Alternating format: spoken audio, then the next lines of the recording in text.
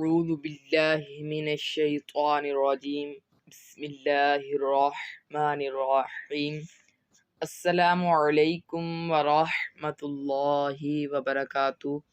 امید ہے آپ سب خیریت سے ہوں گے۔ تو آج ہم آپ کو مدنی قاعدہ سکھائیں گے، تو اس سے پہلے درود شریف پڑھنے کی فضیلت سن لیتے ہیں کہ درود شریف کو پڑھنا کتنا ثواب کا کام ہے۔ فرمان مصطفیٰ صلی اللہ تعالی علیہ وآلہ وسلم کا فرمان عالی شان ہے، جو شخص مجھ پر بروز جمعہ 80 بار درود شریف پڑھتا ہے، اللہ عز و جل اس کے 80 سال کے گناہ معاف فرما دیتا ہے۔ ماشاء اللہ، سبحان اللہ، کتنی پیاری فضیلت ہے۔ اس سے ہمیں یہ سبق ملتا ہے کہ ہمیں درود شریف کو زیادہ سے زیادہ پڑھنا چاہیے۔ سوال جواب کا 5واں حصہ۔ سوال نمبر 51، مد لین لازم کب ہوگا؟ جواب، حرف لین کے بعد سکون اصلی ہو تو مد لین لازم ہوگا۔ سوال نمبر 52، مد لازم اور مد لین لازم کو کتنا کھینچ کر پڑھیں گے؟ جواب، مد لازم اور مد لین لازم کو 3 الف یعنی 6 حرکات کی مقدار تک کھینچ کر پڑھیں۔ سوال نمبر 53، مد عارض کب ہوگا؟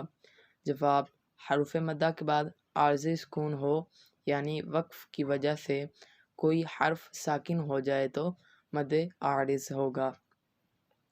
سوال نمبر 54، مد لین عارض کب ہوگا؟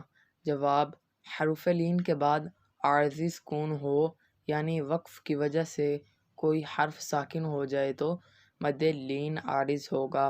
سوال نمبر 55، مد عارض اور مد لین عارض کو کتنا کھینچ کر پڑھیں گے؟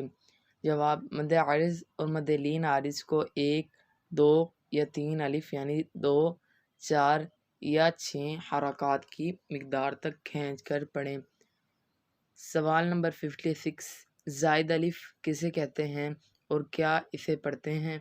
جواب، قرآن پاک میں بعض جگہ الف پر گول دائرہ کا نشان ہوتا ہے، ایسے الف کو زائد الف کہتے ہیں اور اس الف کو نہیں پڑھتے۔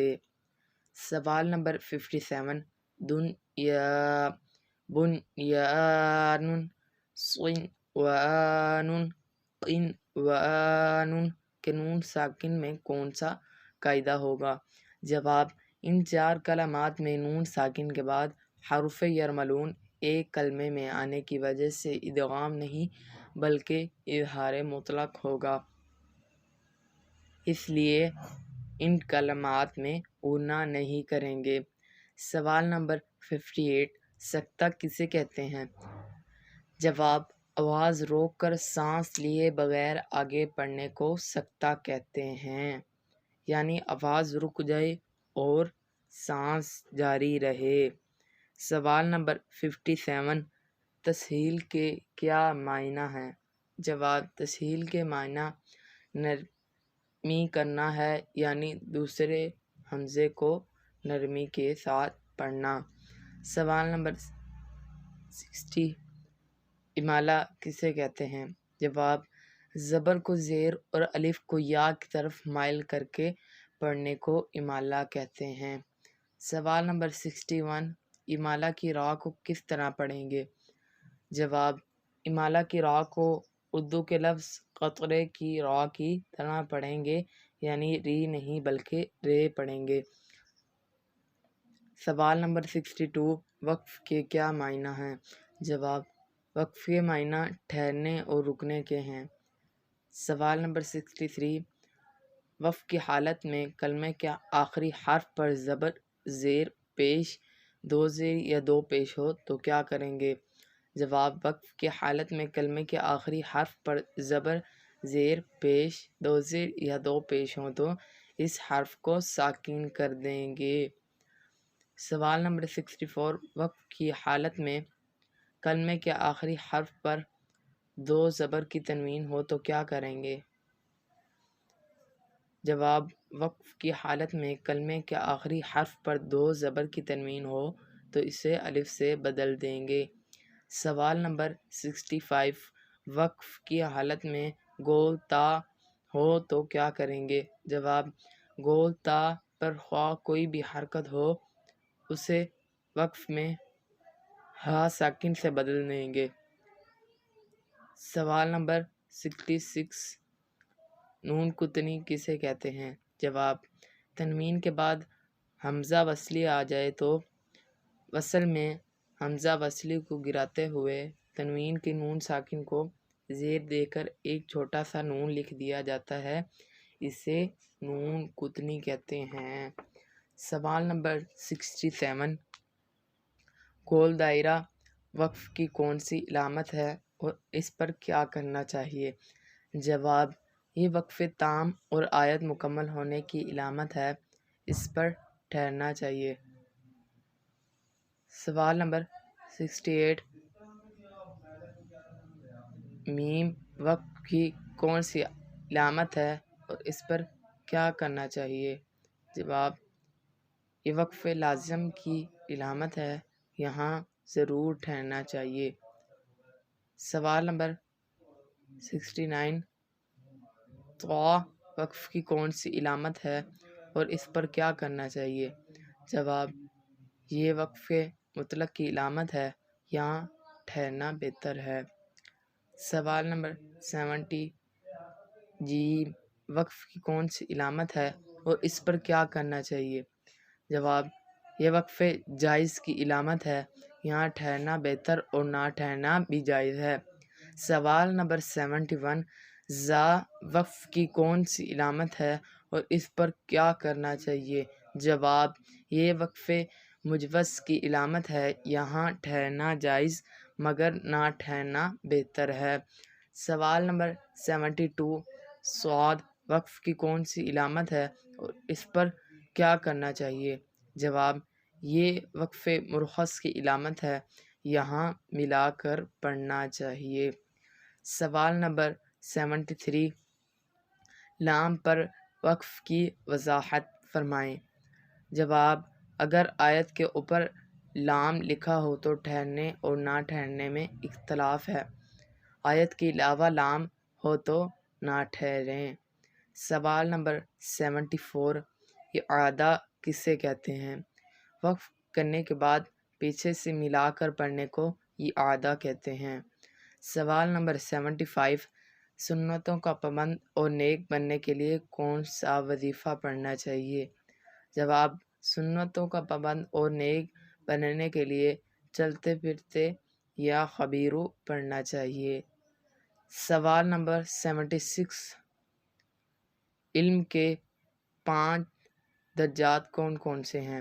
جواب علم کے 5 درجات یہ ہیں: خاموشی، توجہ سے سننا، جو سنا اسے یاد رکھنا، جو سیکھا اس پر عمل کرنا، جو علم حاصل ہو اسے دوسروں تک پہنچانا۔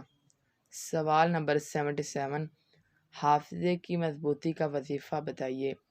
جواب یا علیم 21 بار اول و آخر ایک بار درود شریف پڑھ کر پانی پر دم کر کے 40 روز تک نہار منہ یا پلانے سے انشاءاللہ عز و جل پینے والے کا حافظہ مضبوط ہو جائے گا۔ سوال نمبر 78 سبق یاد کرنے سے پہلے کون سی دعا پڑھنی چاہیے؟ جواب سبق یاد کرنے سے پہلے اول و آخر درود شریف پڑھ کر یہ دعا کریں: اللہم افتح علینا حکمتک وانشر علینا رحمتک یا ذا الجلال والاکرام پڑھنی چاہیے۔ سوال نمبر 79 وضو کے کتنے فرائض ہیں اور کون کون سے ہیں؟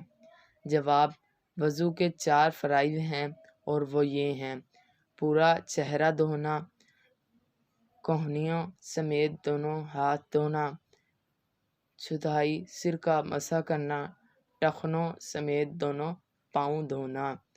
سوال نمبر 80، غسل کے کتنے فرائض ہیں اور کون کون سے ہیں؟ جواب، غسل کے 3 فرائض ہیں اور وہ یہ ہیں: کلی کرنا، ناک میں پانی چڑھانا، تمام ظاہری بدن پر پانی بہانا۔ سوال نمبر 81، تیمم کے کتنے فرائض ہیں اور وہ کون کون سے ہیں؟ تیمم کے 3 فرائض ہیں اور وہ یہ ہیں: نیت، سارے منہ پر ہاتھ پھیرنا، کہنیوں سمیت دونوں ہاتھوں کا مسح کرنا۔ سوال نمبر 82، نماز کی کتنی شرائط ہیں اور کون کون سی ہیں؟ جواب، نماز کی 6 شرائط ہیں اور وہ یہ ہیں: طہارت، ستر عورت، استقبال قبلہ، وقت، نیت، تکبیر تحریمہ۔ سوال نمبر 83، نماز کے کتنے فرائض ہیں اور کون کون سے ہیں؟ جواب، نماز کے 7 فرائض ہیں اور وہ یہ ہیں: تکبیر تحریمہ، قیام، قرأت، رکوع، سجود، قاعدہ اخیر، خروج بسنیرہ۔ آج کا ہمارا سبق کتنا ہی تھا۔ ہمارے چینل کو زیادہ سے زیادہ سپورٹ اور سبسکرائب کریں۔ اللہ حافظ۔